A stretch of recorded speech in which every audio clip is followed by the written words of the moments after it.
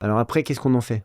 Mais bon, moi, je suis pas là pour donner Non, je vais pas mais tu des pourrais, conseils. Mais ce tu que je veux pourrais le dire, c'est nourrir que aujourd'hui. je pense que par rapport à ta question, c'était ça que je voulais répondre. Pardonne-moi parce que c'est vrai que j'ai un esprit un peu d'escalier, coup de marche, hein.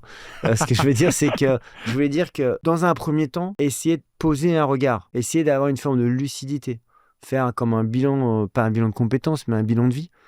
Je pense que déjà, régulièrement, c'est pour ça que moi je prône beaucoup, moi je vais souvent voir les lycéens, je prône beaucoup l'écriture comme thérapie de l'intimité.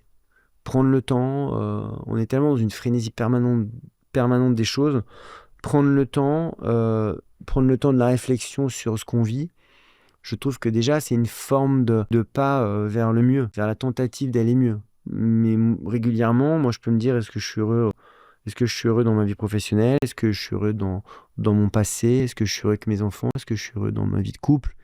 Voilà. C'est pas, enfin, très souvent, on a tendance à voyager à travers les jours sans s'encombrer de trop de questionnements. Et je pense que la première chose à faire, c'est déjà essayer de s'interroger.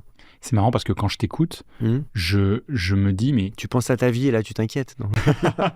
non, mais je me serais attendu à une autre réponse, Ah pour oui? être tout à fait honnête, mais C'était quoi? c'était Elle était mieux ou moins bien que la comment. mienne? Oh bah elle était plus personnelle pour moi, mais en tout cas quand je vois de Ouais, l'expérience que tu as fait, ouais. euh, je vois que la force de vie que tu as eue après, c'est une force vers le beau, vers l'émerveillement, Mm, vers la nature, vers la création. Tu parlais de Mozart, tu parlais mm, des livres, etc. Donc je me serais attendu, en tout cas moi ce que je retiens là ouais, où on en est dans notre ouais, échange, c'est qu'en fait, toi l'énergie de vie qui est arrivée après, c'est une énergie vers le beau. ouais. C'est une énergie vers ce qui est vivant, c'est une énergie vers Mm, la nature, mm. vers l'artistique, vers le créatif. Oui. Donc, je trouve que c'est une. Si toi qui as vécu la mort, t'es revenu à la vie et t'as eu une envie de ça, c'est que ça doit être bon Mm. à cultiver. Oui, mais c'est pas un mode d'emploi. C'est pas un mode d'emploi. Je pense que chacun a cette sensibilité. J'ai écrit un livre qui s'appelle Vers la beauté. On m'a demandé beaucoup la définition de la beauté. Il n'y a pas de définition de la beauté.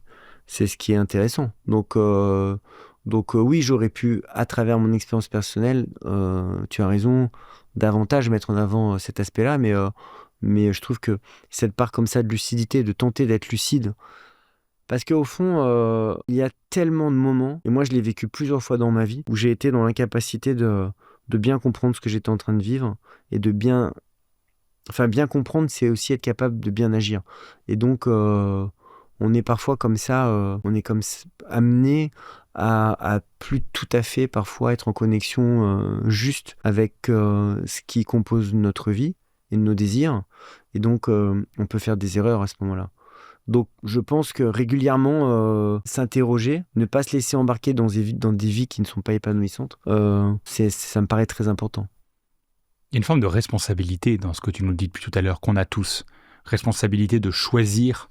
J'ai dit plusieurs fois que, tout en étant lucide sur ce qui pouvait aller mal dans nos vies, la capacité comme ça de modifier une trajectoire est très très complexe hein, pour plein de gens. Il y a beaucoup de contraintes familiales, sociales, d'argent, qui font que notre capacité à agir sur notre vie, pour beaucoup de gens, elle est limitée, hein.